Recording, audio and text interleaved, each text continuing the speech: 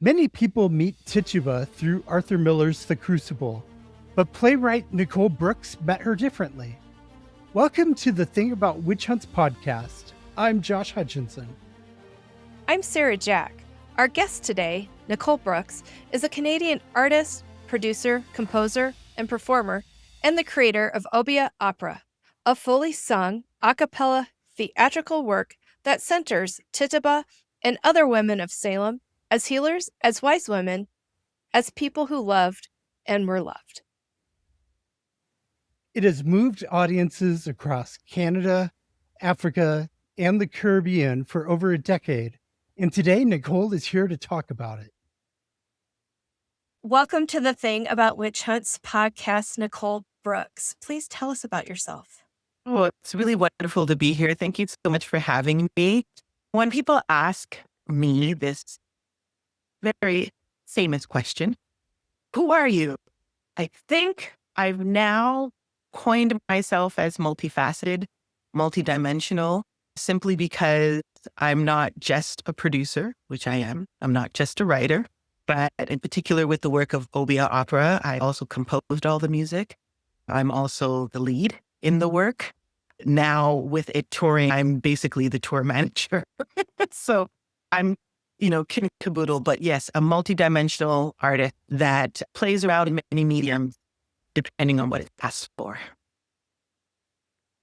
Thank you. How did the Tituba, as Arthur Miller portrays her in The Crucible, how did that Tituba resonate with you and inspire your project? Actually, it wasn't a Crucible that inspired me. That's not my starting point, though, of course, very aware of the Crucible. In actual fact, many, many years ago, I was on a spiritual journey, and I was starting to really just investigate different type of African spiritualities and what have you. I'm also a filmmaker and a film and television producer. And I was on a tour with a particular work, and a coworker had come into my hotel room because we were on the road. And they saw that I had like a bowl of water and a candle burning and incense burning. And they sort of cowered in a corner, called me a witch, ran, and reported me to some of my coworkers that I was a witch. And instead of getting angry, I found it really, really fascinating how everything switched over when people thought that I was a witch. And that is actually what brought me down to the path of, let me look into this a little bit more. And then I stumbled upon Tituba. So it's almost that Tituba came to me, and I was reminded of Arthur Miller's Crucible. But then I also discovered Maryse Condé's I Am Tituba. And I went down a rabbit hole to say, within our century or centuries, or what does the word witch mean? Who are the most famous witches? Who do I identify with the most? But Tituba kept coming at me. So I feel that Tituba chose me on an ancestral level. And then from there was like, take a look at these things. And I actually waited to read Mary, even though I knew of Maryse Condé's I Am Tituba, Black Witch of Salem. I didn't read it till after I did my first class because I didn't want to be too influenced. I wanted to see what came to me inherently to tell the story. And actually, my story is very, very different than hers, though we have similar starting points. Can you explain the dynamic between the white woman's plight as a witch in the Salem witch trials and the enslaved women that were there? Oh, that's a great, great question. Because it took me a long time to include the Puritan women. So let me backtrack. It was funny because it finally got mounted on its first big platform during the Pan Am Games when it was in Toronto in 2015. There was a theater company, I believe it was Soul Pepper Theater in Toronto, that was running the Crucible. And what was interesting at that time is that even some critics would say, before you see Arthur Miller's Crucible shown by this theater company, go see Nicole Brooks's Obeah Opera, which I thought was like, wow, this is really, really awesome. Now, as I said, it is, Arthur Miller's Crucible. It was part of the school curriculum. So definitely familiar. And even with popular culture, she is shown as either a Black woman, definitely biracial from what we see, or a light-skinned woman, There's all the variations. So I've always seen Tituba in that manner, just by what's shown. But what I found fascinating is that, in Arthur Miller's Crucible, and I'm kind of saying this is sort of like she's there and then she's not there. She's mentioned, but then she doesn't follow along the full trajectory of the story. So when I started to research and to see that Tituba was there fully, court document, everything like that, there were other Black and or Caribbean women who were in town, like Mary Black or Candy. And so I got really fascinated to be like, oh, wait a minute. So she's not the lone Black woman or Caribbean woman in the town. There were many more women, 3 or 4 that are definitely accounted for in the history books. So I thought, okay, they were there. Why weren't they included in the story?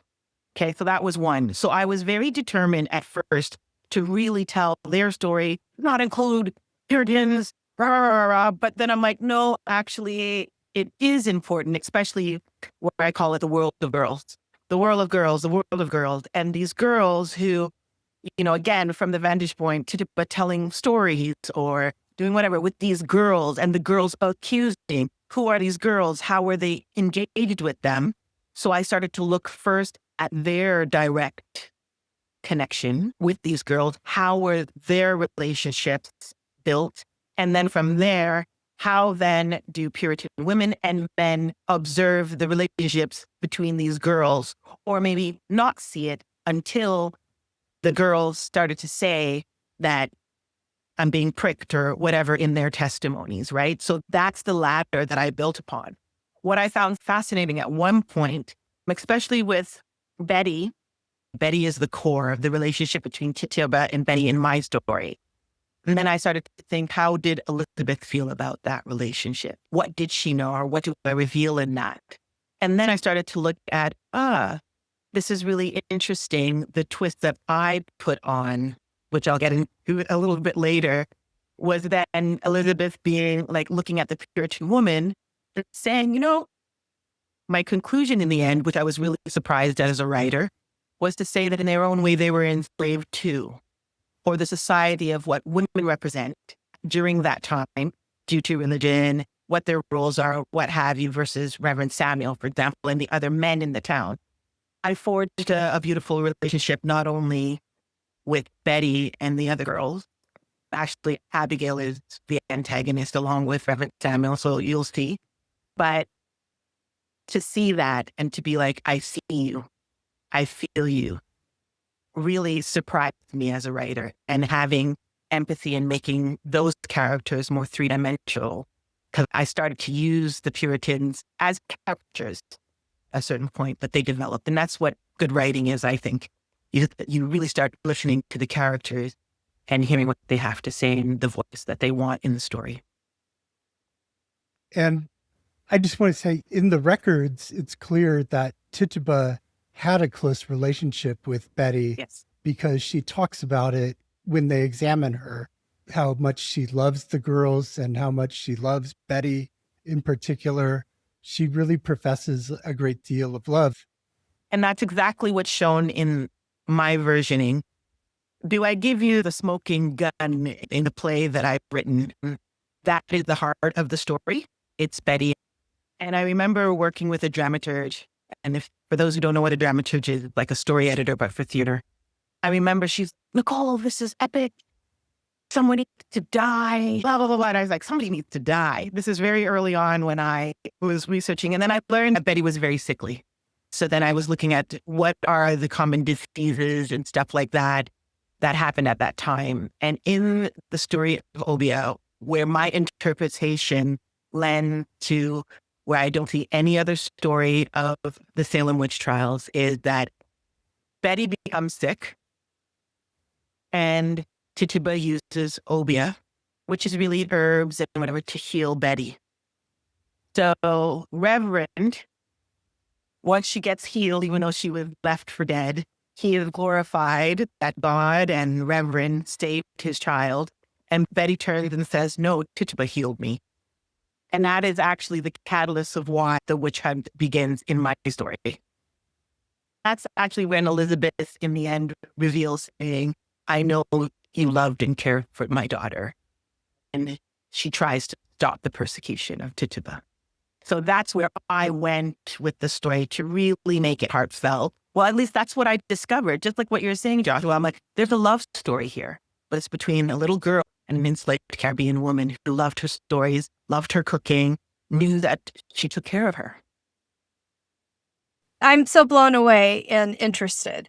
I could just see it in my mind, the story playing out. And I know you're going to talk about this a little bit more, but this is a musical. So that's being done with music. So that's fascinating. I think it's very poignant that the very thing, healing, is the center when any type of folk healing, folk magic was condemned. And what we'll see in a common narrative about the Salem witch trials is, well, someone must have been doing the bad magic. It was Tituba. But what you've done here is take her out of that identity and show her gifts and her love intersecting with the Reverend's daughter, but still there's this aftermath and this. That's what I'm picking up here. Oh, So 100%. I think that's really No, amazing. we know that the word witch has a negative connotation, and Obeah in the Caribbean, loosely layman term, means witch or witchcraft. And in Toronto, when I first mounted it, the Caribbean community in particular were ripping down posters because they were saying I was promoting witchcraft. So witch and witchcraft has followed me all the way through. And I had to have a town hall meeting to even just discuss where's the genesis of the word Obeah. And in the Caribbean, actually, as people don't look at the Caribbean as the first stop of the Atlantic trade, and Barbados was the first stop because Barbados is the closest point to Africa. Actually, the current prime minister of Barbados made it known, and I know that they're working on it, that, if you didn't go through Europe, I think Barbados is only 3 hours by plane to Senegal. Like, that's how close it is. So in the Caribbean, there were laws, and actually, I'm actually looking at Jamaica and hoping to bring the work there because the Obeah Acts law is still a law. Most of the islands have abolished it, but Obeah, witchcraft, it was not permitted. Similarly to what we see in the Americas, right? Of power. But looking at the definition of witch, it is simultaneous, at least to me, and a lot of it as wise women. What I tried and I shared with my community and the community at large is that Christianity is a very young religion when you look at the whole history. It's younger than Judaism, what have you. So one, Obeah, I believe, is older than Christianity by way of where it comes from Nigeria or what have you. And then I said, okay, if we look at that in anything, in any religion, in any practice, there's good and bad. So yes, it's good, or it could be used for good or it could be used for evil. Can we start at that level playing field? It sounds like it's just been a real journey. When did you have the genesis of the Obeah Opera idea? And can you tell us about the road that it's taken to get where it is today? Yeah. So from my own journey of being called a witch and me thinking about it, and then really landing on the Salem witch trials and telling the story and that digging, it was in 2008 that this all happened. And there was a small but mighty theater company called Puritan in Toronto that takes chances on really different, could be abstract, basically taking chances of very unconventional playwriting. And the artistic director at the time, when she read my dream, was like, "Have you ever written a play, let alone a musical or an opera? What makes you think you could do it?" I said, "It's in my brain. I think I can do it." So we started with 10 minutes and it had such huge reception. So I went back into development, and that's why 2015 is where it really shapes, where the presence of the Puritan women and the men were there, what have you. I started with 5 women in 2008, just to tell the story. I wanted it to be the 5 women. So as it grew, I realized, I said, first I wanted it to just be Black women. Then it was like, no, it just has to be women. And it became a safe space. I felt that the energy of telling the story, so at the end of each mounting of a play, people are actually surprised when women take off their wigs and show that they were women playing Reverend Samuel or the other men in the play. And people are just fascinated. But it allowed a voice, a female vantage point that I think really resonates with the work, that if I had included men, it would have been very different. What did that mean from a vantage point with women? The same question that you asked too, Sarah, about Puritan women, Black women. What are the same? What are differences? Because yes, we're women, but now we're dealing not only with race, but classism, right? How did we treat each other in the midst of that? Which I think all of these things that I'm mentioning and more are very relevant in today's climate, right? But it just felt right and safe. In the same way, I don't have formal musical training, but I do sing. So in the end, when I started teaching the work, it was all through oral tradition. The dramaturge at the time, when she said, this is epic, you need people to die, because at one point in my earlier versions, no one died. My ending is very ambiguous. So people are like, did Tituba die or did she not die? And I'll get into that afterwards. But she was like, somebody needs to die. So she was encouraging me, and I knew it was in a good place, where she's like, maybe you can have Obeah kill the Reverend Samuel. Like, she was trying to give me ideas. And I was like, that is not what I want to portray at all. Okay. Because I said, you're still playing into the negative stereotype, or what we would see in Walt Disney or whatever as black magic or what have you. I said, that is not my goal. And as I said before, I'm like, women are magical because we know how to give birth, not only by our own portal, but even as a midwife. We are healers by how we know how to remedy wounds or sickness, that you're a healer. You can make a good bowl of soup and make someone feel good. That's Obeah. You're a good storyteller and know how to engage and transport children. That's Obeah. So I said, it has to stay positive. And it took me weeks, if not months. I remember she'd write, are you okay? I go, I just need time. When it came to me that it was going to be Betty that dies, and not by anything violent, but by the resistance of not receiving healing, she even called me and I said, there you go. There you go. We have to make a distinction of, I guess, good and evil, right? So we can digest that slavery is bad. We can digest that things are bad. But I'm like, my goal was to position these women in a place of power in that way, as wise women. So it was very important for me. And it's funny that anytime the show has been mounted, it had its longest run in Toronto, but in very different iterations. Women from all walks of life would come up to me afterwards. They all identified with these women and saying, I see myself, and thank you so much for not portraying us like the Wicked Witch of the West. You can use the narrative of the Wizard of Oz, which I take some from, but the women are a combination in a way of the Wicked Witch of the West and Glenda. But even in that, it's never coming from a source of evil, even if it may look that way. And so that's part of the championship of the work. And again, why it's female oriented and female driven. It's that we are on a crusade, right? To show people this versioning of ourselves in history, but period, right?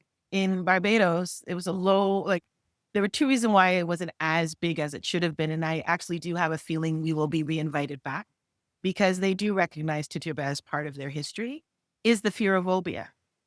And it wasn't until I got back in Canada that I got an interview with a national news television station, and had to explain what it was. So it's funny about the education and removing fear in order for people to come receive the message.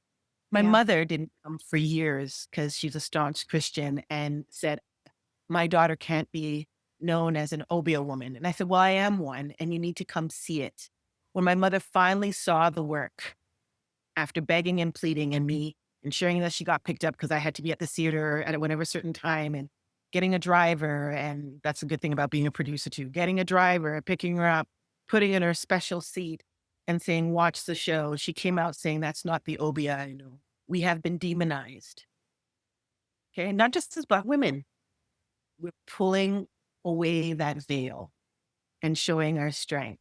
I'm trying to remember a song. I was playing on the word witch, and it's called The Call to the Righteous. And the Reverend Samuel in my play says, whichever woman has done, like, and so they name all the stuff of witch, but you're hearing witch, W-I-T-C-H, or W-H-I-C-H, whichever. And in the end, they said, whichever woman has property, whichever woman has strength, whichever woman knows how to read or write, whichever a woman speaks her mind. And it's very military again, whichever. And then it's like, is a threat to our sovereignty.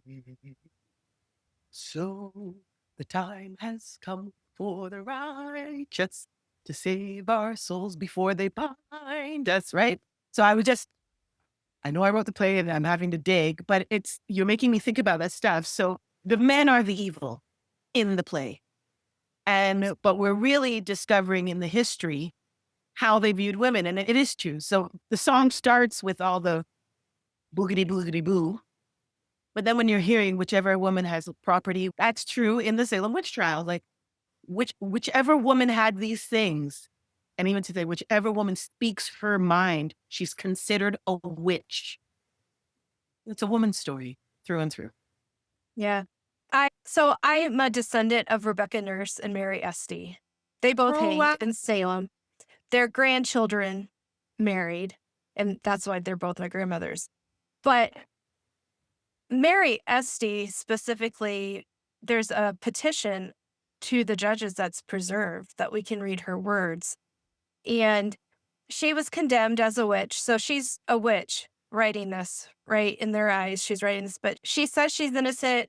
She's so polite to them. She's like, I'm innocent, and since you can't be wrong. I mean, it's really awful when I look at how she approached trying to advocate for herself. But the petition actually, and if you haven't had a chance to look at it, it's quite marvelous to me because she says if you continue in this way, more innocent will die. And Yeah. sadly, as we know, that has continued because they do continue in that way. And so there's so much injustice.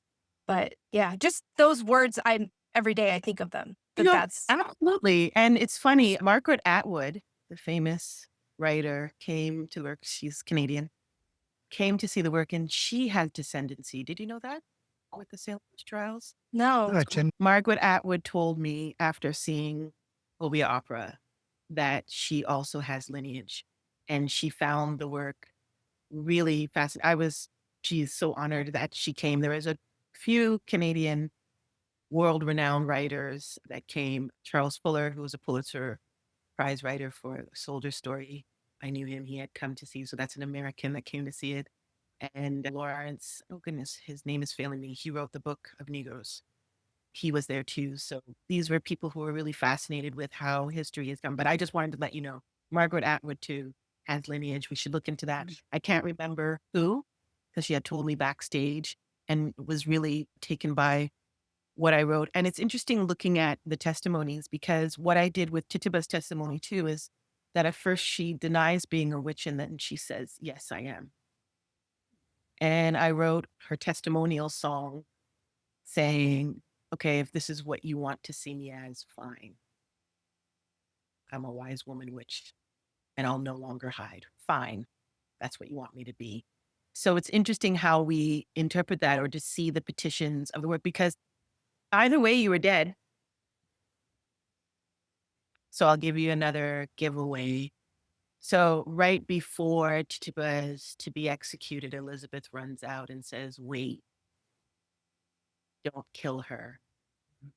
She saved our child. She doesn't deserve to die." And there's this big longing thing again. And then Abigail runs up and is like, "No, she's lying. Witches, witches, witches. I see." Like she does all the thing again of that with the girls. And then the Reverend goes, "Shut up, you stupid women. It doesn't matter what either of you say. Let's go on in our duty. Kill the witch." So we're really seeing what patriarchal society has done. And this is why it was so great, Sarah, where you had asked me, where it's the men that are evil, the women that are good. We're really looking at from the vantage point of how women are enslaved, silenced, cowered down to be less than in more ways than one, and showing it in those layers, right? And that's why I said, with me as a writer and really falling in love with Elizabeth Paris, I fell in love with her. And because of Betty, they became close even at the end, right? That's amazing. And I recently saw an influencer share the headstone of Mrs. Paris, Elizabeth Paris, Yeah. her headstone. I actually wanted to go to Salem. I think me going back to Africa, which was South Africa, was really poignant. It's like the slave trade. Then to go to Barbados. I do want to go to Salem, and I do want to say their names, and I do want to honor them on the land or very close to. I think it's really important. And when we were in Barbados, we visited what is now known as the largest enslaved grave site. I guess a lot of bones and stuff were returned. I Mhm. don't know where, but we went, and that was, and we went there to honor Tituba on her land to say, Oh, you've come home. I'm saying that you are home through yeah. me in some little way. You were able to see Barbados again. I was Yeah. bawling. I'm not going to bawl now, but in the same way, I want to have that same homage on American soil to say their names.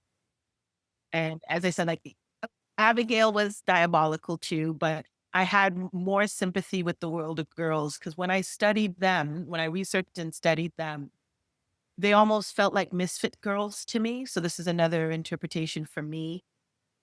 They were either orphaned or they were mid to late teens. So like it just seems so obvious to me reading the history to say this was the time that they were heard. Yeah. They had a position of power. Mhm. How does no one see this in the story, or at least how it was told? Do you know what I mean? Like they see like these little girls. I'm like, no, they had the town to their knees. Yeah. And Abigail thrived, in my interpretation, Abigail thrived on that. She wanted to be seen. So again, even in the diabolicalness with Abigail, it was like, I'm somebody, whether I'm unmarried or whatever. And so people were like, I get what you're saying. And I said, but it was apparent to me reading. These girls were all like 15, 14. Betty was the youngest, but I'm like, no, most of them were teenagers. Abigail was sent from her parents to go live with Reverend Samuel. I'm like, how do you not see that they're misfits in a society? This was their time to shine. It's not to say that I had fun doing the work. It took me years, but for me, I'm like, it's so apparent. It's so apparent, these women and these young women trying to find themselves in a world that they're never seen. You're so right about so many of the girls that were involved, especially a lot of them were orphans and they didn't really have a place in the world. There wasn't a marriage prospect for them because they had no inheritance or anything that they were going to get. So they weren't valued as potential wives. And so this is the one time, like you're saying, that they have a voice. They're not technically like people under 14 aren't allowed to testify in court in Massachusetts Bay Colony. Some of these 12-year-olds, like Abigail Williams is about 11 and Ann Putnam's 12. And this is the one time that they're getting heard. Correct. I aged them up, but it was that whole premise. And I was like, it makes such sense to me They had the town listening to them. Their word was taken as gospel. So I didn't go with the whole fermented bread or what's the further hallucination, or whatever. I did. And I was Yeah. like, it is so politically logical Yeah. why they would do this and why they would want to have their say in it, because they are now valued. Their word means something. Yeah. Okay. We're positioning them in that. That's why I call it the world of girls. And in my play, it's Abigail going, we're going to do this and we're going to be heard and I'm going to get power, because how is it that Tituba got power? By something that she did. So you see how it's an interpretation of things. I want some of that, but in a different way. So I'm going to yield it this way. Bad press. You know how good and bad press still works as press?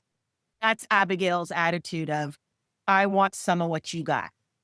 Tituba has so little agency in that society. She's not English. She's enslaved. She's a woman. There's so many knocks against her, so many reasons people want to silence her. I'm so grateful that you are giving her a voice and bringing her to life for people, because it's important to recognize the conditions that people lived in back then and recognize how similar some things are today.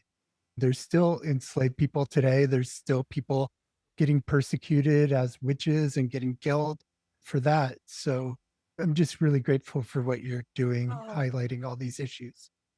Thank you so much. And I feel very privileged. I feel the spirit of Tituba. People are really surprised. This is the first play I've ever written, and it getting the notoriety that it did, and for it having the longevity that it did. I have crates of different versionings and research that I have. So I have to go back to the resources, and I will have to, because my hope is to have the work published at some point, because I don't want the written word or the music to die with me. That's yeah. part of oral tradition too, right? It dies with you. It's unless you pass it on. And I want to be able to have a score that represents the work as best as it can, because you still need to hear it. Because I did start the process, but then people who are readers would read the work and still sing it wrong, even though it was written, because of the interpretation and the nuances of the music and stuff like that. So I've been encouraged very recently to maybe do like a multimedia type of packaging for Obeah Opera, but I do want it to live on. And I do want to make those references. Just sometimes I get tired, so I have to put down the mantle, but it always gets Yeah. picked. It always gets picked back. Actually, I don't think the ancestors would let me. And that's why I said, even with you guys reaching out after this last iteration, I was like, okay, thank you. We need to get this message across. And even to be sitting with you guys as descendants and you speaking, I feel you're speaking on behalf of your ancestors. Sarah and I are actually cousins because of our Salem ancestors. We're Think, both Mary ST descendants, and we didn't know it about each other until we started working together. So that's incredible. And in some weird way, I'm like, I'm going to claim Tituba as a Caribbean woman and hoping that somewhere in the bloodline, she's in me. Because with African American history, as you know, it gets cut off from the ship, right? Like we just don't know. So I'm going to claim her in that way, and why her voice is so fervent. But I will add Mary Black, Candy, Sarah Good, as I know she is a white woman, but we made her biracial. I assigned different Caribbean countries to each of those women, just so you know. Oh, And this is where another liberty is to say, okay, well, Mary Black is from Jamaica. And one is actually, I also have like a Cuban side. So each woman that's represented, who I've taken a name from the history books. And it's so funny with Sarah Good. I just loved her because of her defiance. She stood out to me out of all of the women, and just being like her cursing. I said, oh yeah, she would have been hanging out with Black women for sure. She would have, or if she was put out, which she was, I had visions or envisioning that these other women would take her in some way or take care of her. How did the women house each other? That was a conversation. The outcasted women, where did they go? How did the other women of the community support them? These were all questions of our imagination, but truism. Yeah. It is true. What would you do? And women do take care of women in that way. And we had a discussion of, yeah, Sarah was put out. We saw her fierceness and she was accepted into the fold. We believe it. Come on, Sarah Good, you're with us now. And her saying there will be blood is in part of her aria, her solo. That was it. There will be blood.